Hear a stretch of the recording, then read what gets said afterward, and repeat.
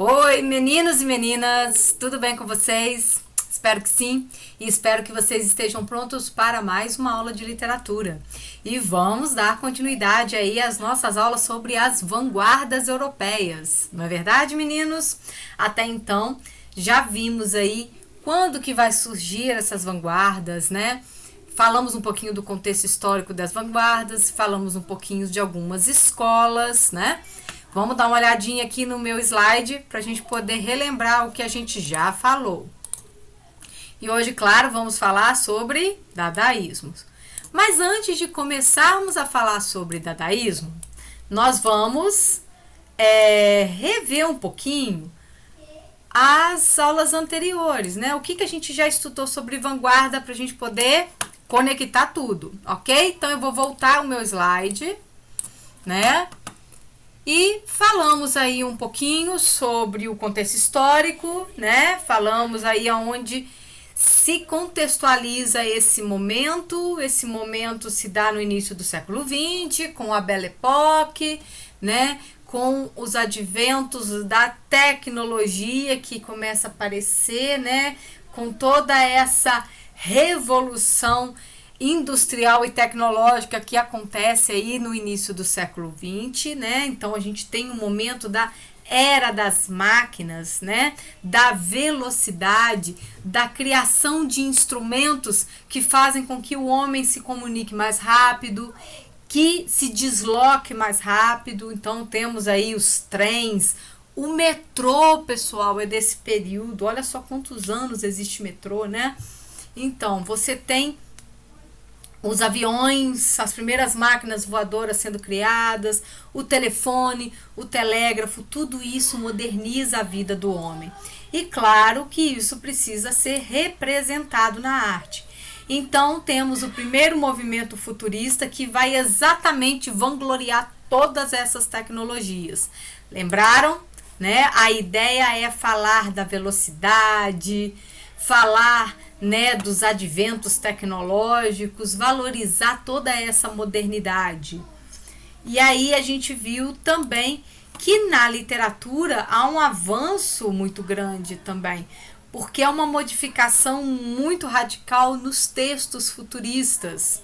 E a gente vai ver tudo isso, pessoal, na literatura brasileira, tá? Eu vou apontar isso tudo para vocês quando a gente voltar para o Brasil. Estamos na Europa, vendo o que acontece aí no início do século XX, mas quando voltarmos para o Brasil a gente vai falar disso. E aí, meninos, vimos também o movimento expressionista, né, que vem aí também oriundo do movimento futurista. É uma outra representação, é uma outra forma de ver, né, essa realidade, não tão eufórica como o futurismo. Já traz os problemas, as crises que vão acontecer no início do século XX, né? Traz a questão dessa vida moderna, né? A conturbação, o que acontece com o homem, né? As angústias da modernidade também passa a ser representada pelo expressionismo, né? Lembra que falamos do quadro de Munch, né? O Grito, né? Exatamente retrata essa angústia do homem moderno que se vê meio perdido, meio desamparado em toda essa situação. Ok? Sem falar da questão da guerra, né, que se prenuncia nesse momento na Europa. Mostramos também que no Brasil o expressionismo vem com força, né? Aqui, ó, falamos de Cândido Portinari, falamos aqui de Anita Malfatti, são autores, são artistas brasileiros que fizeram sucesso lá fora, gente. São pessoas que são reconhecidas lá fora pelo seu talento aqui produzido no Brasil, tá? E falamos um pouco da literatura expressionista. Até falei para vocês que a literatura expressionista não ganhou muito espaço na literatura brasileira, tá? A gente não tem muitos autores que vão explorar o expressionismo, não. Mais o impressionismo do que o expressionismo. Mas a literatura expressionista, ela também existiu e falamos um pouquinho dela. Falamos na última aula sobre o cubismo de Pablo Picasso, né, que surge lá na Espanha e vai fazer um sucesso danado, né? Mas o cubismo, ele vai para além dessas imagens deformadas, também uma outra perspectiva de visão de mundo. Esse mundo agora fragmentado, um mundo muito problemático por conta da guerra. Pablo Picasso, ele vai também retratar esse momento de angústia, esse momento de guerra, principalmente porque a Espanha vivia uma guerra civil, uma guerra interna, né? Então, anterior mesmo aí à Segunda Guerra Mundial, então já viviam conflitos internos, então o cubismo vai retratar todo esse conflito, né? A ideia é usar as representações geométricas para representar agora a fragmentação do mundo. E o cubismo, ele é baseado também na imagem cinematográfica. Busca no cinema essa imagem, essa colagem de imagens para criar cenas, para contar história, para nos retratar a realidade, ok? E aí falamos dessas imagens aqui, como Les Demoiselles d'Avignon, né, que é um quadro aí que retrata as 5 prostitutas, a ruptura com a beleza, com essa ideia do equilíbrio que vem de séculos e séculos na arte, né? Então é uma ruptura mesmo radical.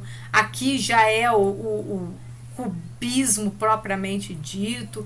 Falamos tudo isso, né? E a ideia do cubismo na literatura, que aí sim, o cubismo vai aparecer muito, gente, na literatura brasileira, a gente vai ver isso, né? Essa poesia que tem um toque de humor, né? A valorização dos sentidos, a superposição de planos, né? Você tem uma história toda fragmentada, mas que quando você vai unindo esses fragmentos, você consegue formar uma narrativa inteira, né?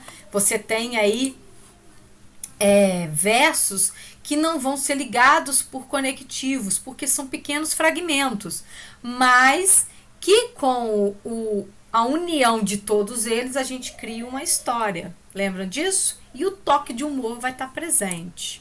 Ó. E aí chegamos então ao dadaísmo. Nós vamos falar hoje sobre dadaísmo e surrealismo, são as duas últimas escolas que nós vamos destacar nesse período. Claro que existiram mais, tá, gente? Mas estamos dando foco nessas 5 que se destacaram no período. Dadaísmo, né? Olha só essa imagem aqui já nos remete uma outra ideia que oriunda do cubismo, né? Olha só, a colagem, a sobreposição de imagens aparece aqui também, tá? E aí temos então o dadaísmo surgindo aonde? Na Suíça.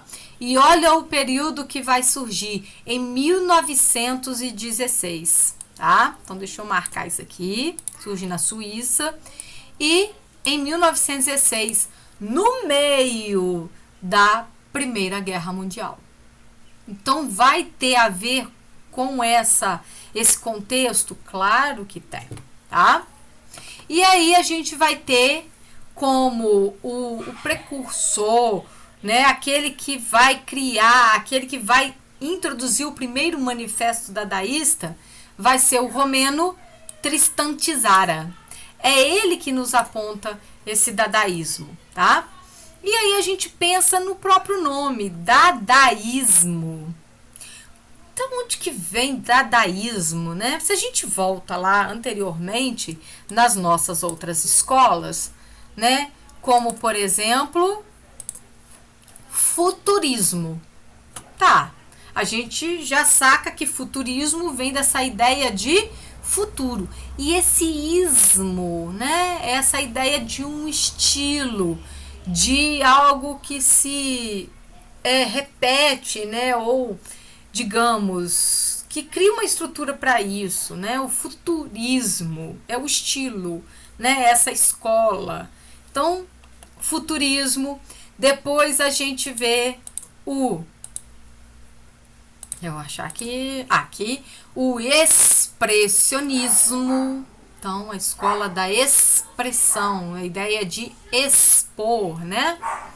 Além disso, temos o cubismo. Cadê ele? Tá aqui. Cubismo, que vem de cubo. Daí essa ideia da geometrização. Não é verdade? E agora encontramos o dadaísmo. Aí vocês vão falar assim, dadaísmo? Dadá, né? A escola do Dadá, mas o que é o Dadá? Dadá tem significado? Aí que tá, né, a sacada do Tristan Tzara, tá? O dadaísmo é algo que anula de fato tudo que foi produzido até então. Aí anula até os próprios ismos que estão surgindo. O futurismo, o cubismo, o expressionismo. Ele também vai negar essas formas de arte. Então é uma arte muito, muito radical. É uma arte que propõe algo muito novo, né? Uma experiência totalmente nova, negando aquilo mesmo que os próprios dadaístas vão fazer. O dadaísmo é anti-dadá, porque a partir do momento que eu crio, aquilo passa a existir e aquilo passa a ser referência para outro. Então o que eu faço? Nego isso porque eu não quero referência. Eu quero sempre partir de zero, eu quero ser original. E a arte dadaísta vai ser muito original. Olha só. Faziam parte das propostas dadaístas a denúncia da fraqueza, porque a Europa passava. Claro, vai ter essa característica social, vai apontar para a guerra, vai apontar para esses problemas. A recusa dos valores racionalistas da burguesia. Claro, as vanguardas são escolas, né?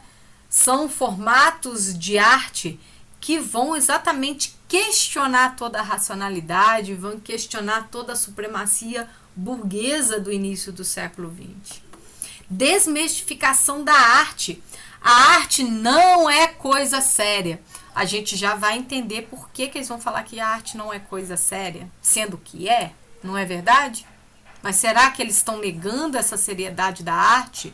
A gente vai entender daqui a pouco. Negação da lógica, da linguagem, da arte e da ciência.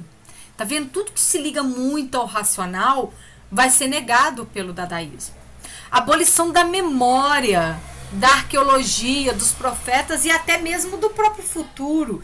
Viver o agora e criar a partir do agora. Tá? Por isso que os dadaístas vão ser antes-dadaístas. Aí começamos por Duchamp, que busca aqui um objeto, né, tão comum, tão banal do dia a dia. Essa peça aí, né, que vai ser esse mictório, né, esse lugar aonde a gente encontra essa peça nos banheiros masculinos, é o lugar onde o homem faz xixi, não é verdade?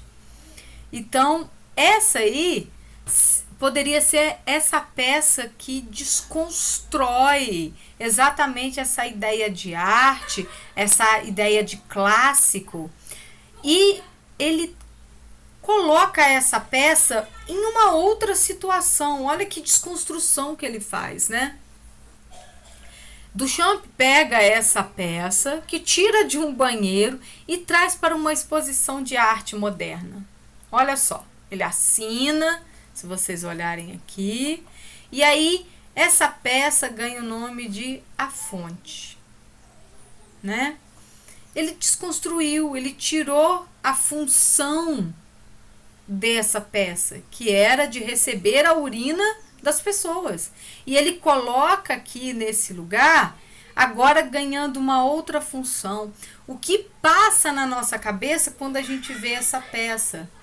Porque isso traz um certo mal-estar também, né? Porque a gente olha e fala assim, meu Deus, o que ele quer com isso? Já a primeira coisa, o primeiro mal-estar é esse. Que homem louco, isso aí não é arte. Será que não é? Se faz a gente já cair nesse pensamento, é porque ela mexe com a gente, né? E já passa a ser arte. Já traz a reflexão. E a ideia da reconstrução, muito comum no dadaísmo, de recomeçar, de reconstruir que será que a gente pode fazer com essa peça? Né? Será que ela serve somente para receber a urina?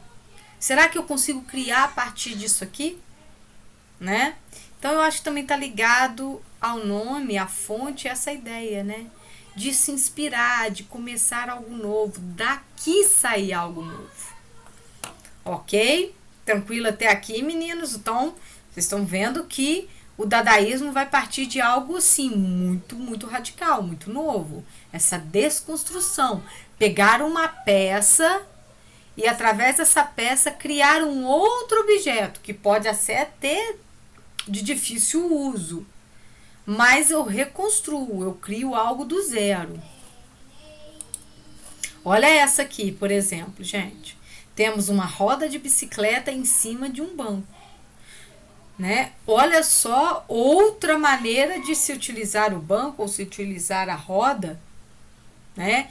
Dou a esses dois objetos novos sentidos e reconstruo a partir da fragmentação, igual está aqui nesse primeiro essa primeira imagem. Isso aqui é um quadro. Observem que vai se fazendo colagens, né? Colagem espelho. Olha só quanta coisa que tá aqui, né? E eu vou colando o que vai chegando até mim. E aí a gente pensa, espelho, né? Espelho não é aquilo que reflete? Será o que tá aqui é o que reflete, me reflete? Será que é isso aqui que eu consumo? Será que é isso aqui que são os meus pensamentos? Então leva a gente a uma reflexão. Então passa a ser arte, sim. Voltamos aqui à nossa bicicletinha. Né? Então olha só. Não é uma peça? Não posso dar outra vida, outra função? Eu posso trazer isso aqui para minha casa e botar ali. Né? É uma peça de arte, é uma peça artística e única. Tá? E única. Ok, meninos? Chegamos aqui à nossa Mona Lisa. Eu queria muito que vocês olhassem a Mona Lisa com muita atenção. Vou ver se eu consigo fazer ela crescer um cadinho, né? Para eu poder chamar a atenção de vocês para essa Mona Lisa. Vamos ver se eu consigo, de repente, né? Ok. Vamos ver se eu consigo fazer isso, ó. Pronto, acho que aqui já vai dar para vocês entenderem a minha Mona Lisa. Opa, aqui. Pronto.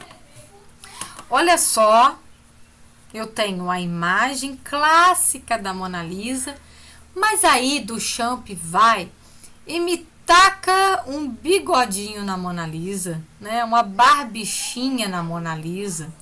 O que ele está fazendo aqui? Desconstruindo a imagem da Mona Lisa.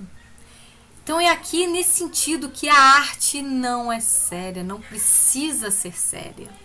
É no sentido de que a arte não precisa ser estruturada por técnicas, não precisa ser medida por detalhes, por ter características precisas. É isso que ele está falando. A arte, ela pode ser livre, ela pode ser solta. Eu posso fazer arte a partir do que eu quiser fazer. Porque ele pega exatamente um quadro que é todo metido, que ele é todo cheio de informações, tá? Todo detalhado. Se a gente estuda o quadro da Mona Lisa, a gente vai ver que o Michelangelo, ele mede todas as feições, todas as partes do corpo da Mona Lisa. Aqui embaixo, aqui por trás tem várias medidas geométricas, né? Então ele vai usando exatamente dessa ideia da racionalidade, do equilíbrio, para encontrar o belo, para encontrar a perfeição. E aí Duchamp vem, taca um bigodinho nela, desconstruindo todo esse trabalho do Michelangelo, né? Não é desvalorizar o trabalho do Michelangelo, mas dizer que a arte não é só isso. A arte também é isso. A arte também é isso aqui, tá? E aí, qual é a técnica, então, que eles usam para a construção do dadaísmo? Guardem isso aí, tá? Vou botar aqui no cantinho para vocês. Peraí, deixa eu pegar aqui meu quadrinho. Ó, o uso da técnica do ready-made, tá?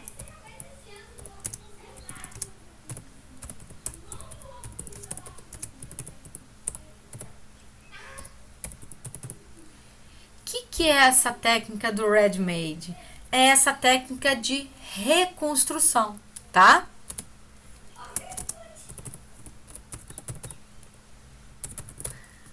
Criar algo novo a partir de coisas que já existem. Criar algo novo a partir de fragmentos que já se fazem presentes. Então, isso tem a ver um pouco também com a própria guerra, que fragmenta tudo, como a gente já viu lá no cubismo, um mundo fragmentado. Então, agora é juntar essas peças, mas não para criar algo bonitinho, mas para criar algo do zero, algo totalmente novo. Ok? É o que dá também com a Mona Lisa aqui, né? Essa reconstrução da arte, né? Eu vou até botar aqui também, ó. Reconstruir.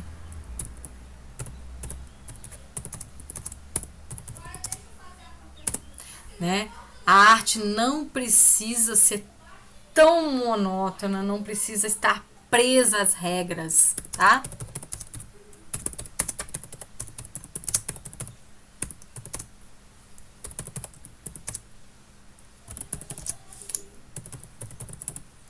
Ok, meninos, até aqui? Então vamos lá, vamos seguir. Dadaísmo na literatura. O dadaísmo na literatura é a coisa mais simples de identificar, tá? Porque o que vai marcar exatamente essa improvisação, a desordem. O texto dadaísta, ele não tem lógica, tá? Não tem racionalidade, olha lá, rejeita qualquer tipo de racionalização e equilíbrio. Na verdade, é uma livre associação das palavras. Da maneira que a palavra chega, você põe no texto. O que vier à sua mente, você põe no texto, tá? E aí, você vai criar algo totalmente exclusivo, original, seu. E há também, né, a invenção das palavras. Eu posso criar, eu posso inventar e explorar a sonoridade dessas palavras. Tá? Guardem isso aqui, que é muito, muito importante. Essas características que eu estou marcando aqui para vocês entenderem.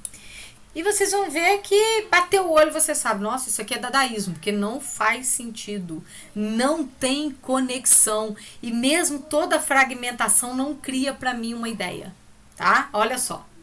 A batalha. Ber, bum, bum, bum, bum. Pá, pá, bum, bum, zeus, dum, bum, bum, prá, pá, pá, pá, só assim, nossa, a mulher ficou doida, né? O pessoal da casa de vocês deve falar assim, não, isso não é aula de literatura. Mas é, gente. Olha só, o que ele está nos descrevendo? Os barulhos da guerra, os sons da batalha, né? Olha só, simplesmente isso. Simplesmente isso. E é original. Vamos ver um outro aqui. Olha só, do Caetano Veloso.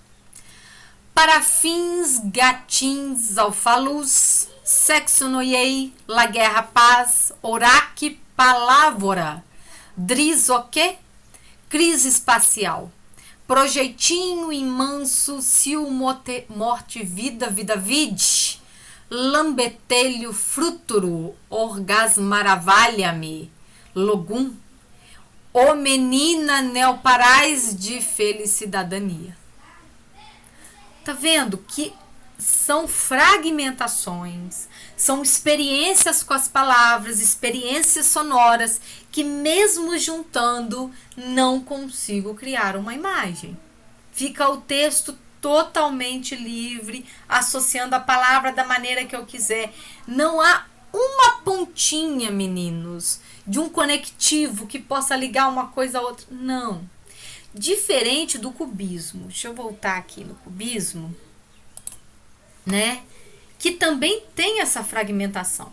Só que essa fragmentação montada uma após a outra, a gente juntando o quebra-cabeça, nos cria uma imagem, nos cria uma história.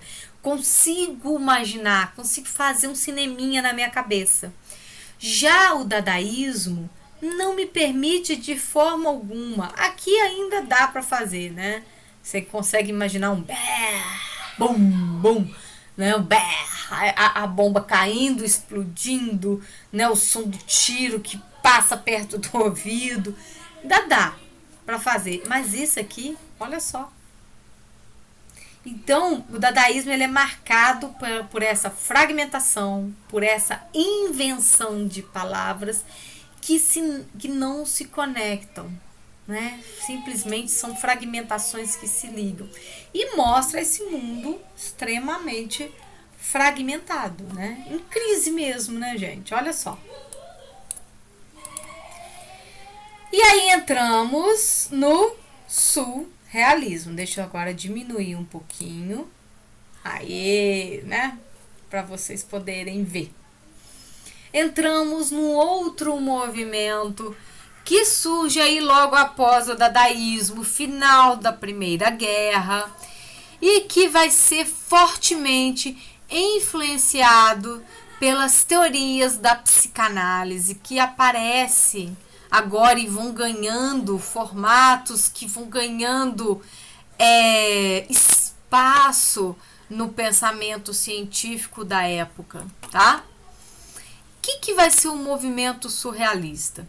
O movimento surrealista é um movimento, deixa eu ver aqui se a gente tem aqui, depois a gente volta nas imagens, ok? O movimento surrealista é aquele que vai tentar retratar as imagens do nosso inconsciente, ou seja, aquilo que está em nossa mente, que está em nosso psíquico, mas que não temos acesso, tá? Aquilo que nos dirige sem a gente saber que nos dirige, sem saber que está presente nas nossas ações. A gente não tem noção, por isso que é inconsciente, tá? E aí, o surrealismo vai buscar um mundo totalmente, trazer esse mundo alucinado, esse mundo desconhecido por nós, esse mundo que a gente não tem acesso, tá? Aí traz essas estranhas associações, as sensações desse mundo que parece que a gente conhece, mas a gente não tem acesso a ele, tá? Eles vão tentar retratar esse nosso inconsciente. Conflito entre a vida vivida e a vida sonhada, porque aí você vai ter na obra de Freud, em 1900, publica uma obra chamada Interpretação dos Sonhos, né? Uma obra revolucionária que vai estudar o sonho de uma maneira muito diferente do que a gente conhece, tá? A interpretação dos sonhos é diferente daquelas interpretações que nós achamos na internet. Ah, sonhei com dente. Ah, dente é parente morto. Não, Freud vai explorar o nosso inconsciente e a gente vai ver que os sonhos têm significações individuais. Mesmo que eu tenha um sonho parecido com o seu, com a mesma temática, eu vou dar uma significação diferente da sua para o meu sonho, né? Mesmo que tenha a mesma característica. Eu viro e falo assim, gente, eu sonhei que eu corria a noite inteira. E você vira e fala assim, nossa, eu também, eu sonhei que eu ficava correndo a noite inteira. Eu vou entender a minha corrida de uma maneira diferente da sua, porque isso traz uma experiência psíquica, onírica, diferente da minha. Então há essa questão da individualização, tá? Ilogismos, né? Nada lógico. Valorização do inconsciente, como eu já disse. Emprego da imagem liberada, tudo é possível. Vocês vão ver que tudo é possível, porque no nosso sonho tudo é possível, não é verdade? A gente pode correr, a gente pode pular, a gente pode voar, nadar por horas e horas sem precisar respirar, morre e volta, pula do prédio, cai em pé, né? Tudo no sonho é possível. Essa ideia do humor negro também aparece.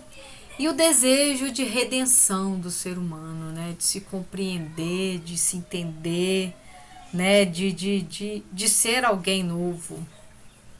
Vamos voltar então à imagem anterior. Também vou ver se eu consigo dar uma crescida nela aqui. Deixa eu tentar explorar aqui o máximo dessa imagem para vocês verem.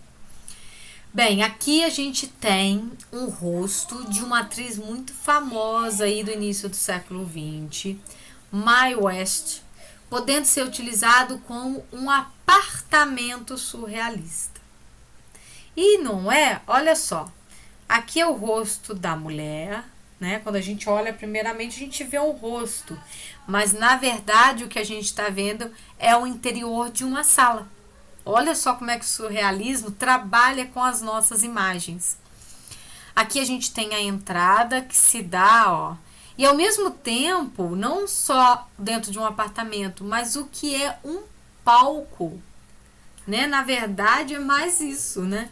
É o palco. É o lugar onde essa mulher trabalha. Ela é uma atriz. Então ele está representando esse ambiente que está dentro dela também, faz parte dela, né? Ela é uma atriz, ela vive isso todos os dias. Então você tem aqui, ó, as cortinas do teatro, né? Lá, que se abrem, o palco, né? Marcada aqui como se fosse aqui, né? A parte do pescoço e a cena, né? Todo o cenário, aliás. Olha, um sofá que se faz no formato de boca, um aparador aqui no formato de nariz, o relógio que se encontra aqui, que marca essa ideia do tempo, e o relógio, né, marca essa ideia do inconsciente, que ele é atemporal, né? O que está no nosso inconsciente são memórias, são lembranças da nossa infância que a gente guardou e não se lembra, né? Ninguém lembra quando tinha 1 ano, 2 anos, 3 anos. Então é isso que está lá no nosso inconsciente, né? Mas que às vezes nos volta, né? Quando a gente age, por exemplo, igual criança. Às vezes a gente pede alguma coisa pro pai, pra mãe, e o pai fala assim, não tenho como te dar, eu não tenho dinheiro agora, nesse momento, não tenho como trazer isso pra você. E aí você fica bravo, você deita no quarto, né? Emburra a cara, fica sem conversar com os pais, como se fosse uma criancinha lá de 3 anos, 2 aninhos, que a mãe fala, não, agora não posso comprar. E a gente age da mesma maneira. Então, são retornos do nosso comportamento infantil que guardamos no inconsciente. Os quadros aqui, ó, a representação do olhar dessa mulher, né? Olha só que bacana, né? O surrealismo é muito legal, é uma construção das nossas imagens psíquicas. Então, Salvador Dalí apropria-se da técnica da colagem lá dos dadaístas, tá vendo? Que uma escola, ela se liga a outra, né? Deixa eu ver aqui. Colagem dos dadaístas apresentando objetos deslocando de suas funções. Os cabelos da atriz transformam-se em cortina, os olhos em quadros, o nariz em aparador, os lábios em poltrona. Tá vendo que isso aqui é um reflexo do que vem do dadaísmo? Por mais que o dadaísta quisesse negar qualquer influência ao próximo movimento, ao futuro, tá aí, ó, não tem como negar, não tem como zerar, tá? Isso aí é certo. E aí falamos então um pouquinho dessas características, vamos ao próximo quadro. Agora eu vou fazer aqui, ó, deixa eu ver esse aqui eu não consigo fazer um zoom muito grande, porque senão vocês vão perder detalhes, e aí não dá para perder detalhes, né? Aqui Aqui a gente tem um outro quadro, Salvador Dalí, que foi um grande representante da arte surrealista nas artes plásticas, né? Nas pinturas de quadro. Salvador Dalí, ele vai ter várias obras lindas e maravilhosas como essa, tá? Salvador Dalí, então, ele coloca aqui a imagem de um sonho, né? E aí ele vai buscar exatamente lá nas teorias de Freud, né, que o dia a dia, a nossa vida de vigília, ou seja, os momentos que estamos acordados e aquilo que entra para nossa memória, também vai fazer parte dos nossos sonhos, tá? Mas que aparecem de forma tão deformada, né, já tão desconstruída, que vão ganhar outros significados que a gente precisa muito voltar para os nossos pensamentos para a gente poder entender. Então, olha só. Esse quadro chama O Sonho Provocado pelo Voo de uma Abelha em Torno de uma Romã. Um segundo antes do despertar. Então, onde está essa abelha, né? O voo da abelha em torno de uma romã. Tá aqui, meninos, ó. Essa abelha que voa em torno de uma romã traz alguma sensação para a pessoa que dorme. Ela tá escutando esse voo da abelha. Esse voo, esse barulho leva ela a uma sensação que cria imagens oníricas. Então, olha só, cria a imagem de uma romã gigante. Dessa romã sai um peixe. Da boca do peixe sai um tigre. E da boca desse tigre sai outro tigre que traz uma espingarda que aponta para essa mulher. E essa mulher flutua, observe que ela não encosta no chão. Ao fundo temos um elefante com as suas patas de aranha, né, umas patas finas, sendo guinchado, parece, né, suspenso. E essa mulher se encontra num lugar, olha, o ambiente em torno. Então lembra muito os nossos sonhos, que às vezes parecem loucos, né? Essa imagem. Então o que pode representar, né? Toda essa agressividade que aponta para essa mulher e essa mulher tá ali, né? É sobre isso que o Dalí está trazendo. São imagens que pertencem ao nosso inconsciente, que só numa terapia, que só numa psicanálise, né, que a gente consegue de fato fazer sentido, dar sentido para essas imagens oníricas, essas imagens do nosso sonho. Então ele tenta representar aí a loucura da nossa cabeça. Tranquilo aqui, gente?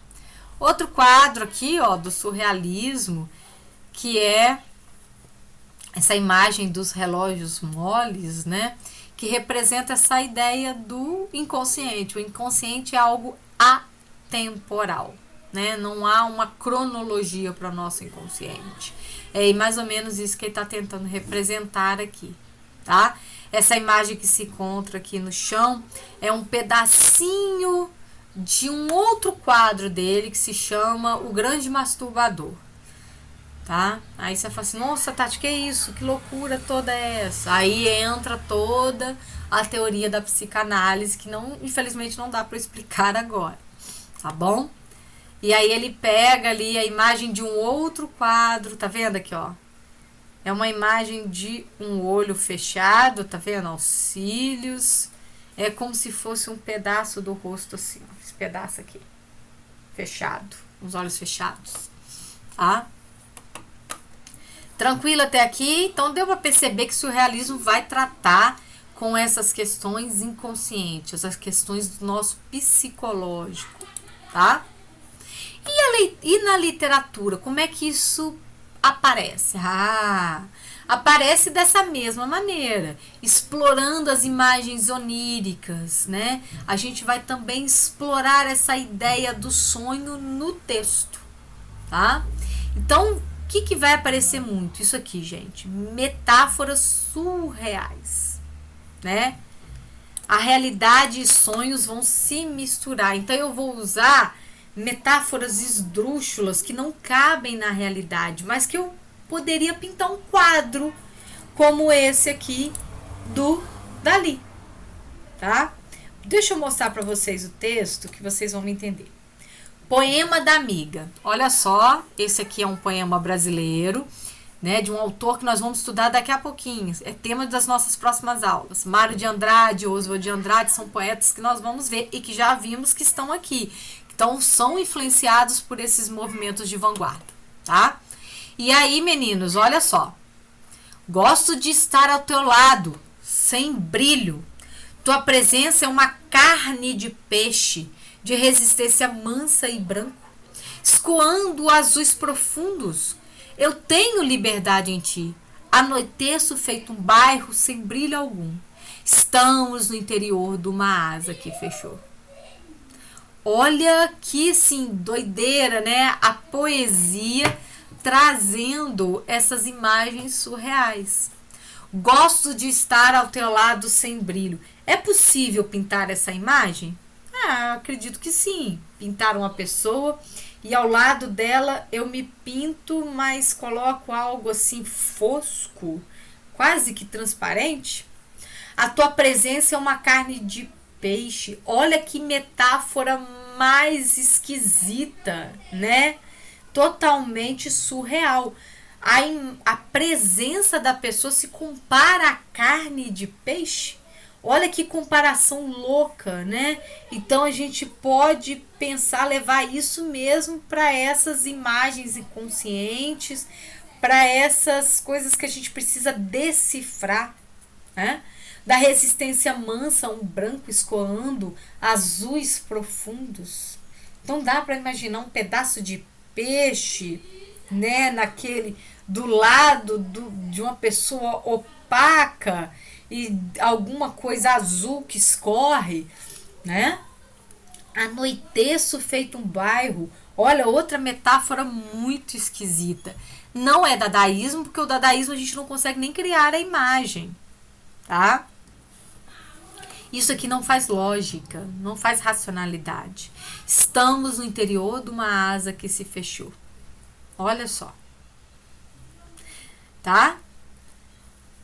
Isso aqui é o tipo de poesia surrealista que nós vamos ver também na literatura brasileira. Olha esse outro aqui, do Murilo Mendes, outro poeta brasileiro. Estudo número 6, pedacinho só, tá? Tua cabeça é uma dália gigante que se desfolha nos meus braços. Então imagina, a cabeça dessa mulher é uma dália. O que é uma dália? É uma flor que parece um pouco com a margarida. Então você imagina a cabeça dessa pessoa enorme, mas é um formato de flor que se desfolha nos meus braços. Nas tuas unhas se escondem algas vermelhas e as árvores de tuas pestanas. Então imagina, a cabeça dessa pessoa é uma flor gigante. Os olhos são formados por, árvores. As pestanas são árvores. E delas nascem luzes atraídas pelas abelhas. Olha só que imagem totalmente surreal. Então também o surrealismo não é difícil de perceber na poesia, né? A gente consegue criar essas imagens muito loucas como Salvador Dalí criava. Ó, como isso aqui. Tá bom? Certo, meninos? Então encerramos por aqui o surrealismo, o dadaísmo, toda a escola de vanguarda do início do século XX, tá? E agora a gente vai ver nas próximas aulas como tudo isso influencia um novo movimento artístico no Brasil, que vai ser um movimento modernista que inaugura a partir da década de 20. Ok, meninos? Espero vocês no nosso próximo encontro. Dúvidas? Deixem para mim lá nos comentários. E além disso, pessoal, também assistam os vídeos de apoio que vão aprofundar nesses detalhes das escolas de vanguardas, tá bom? Ok, meninos? Beijo para todos e até a nossa próxima aula. Tchau, tchau!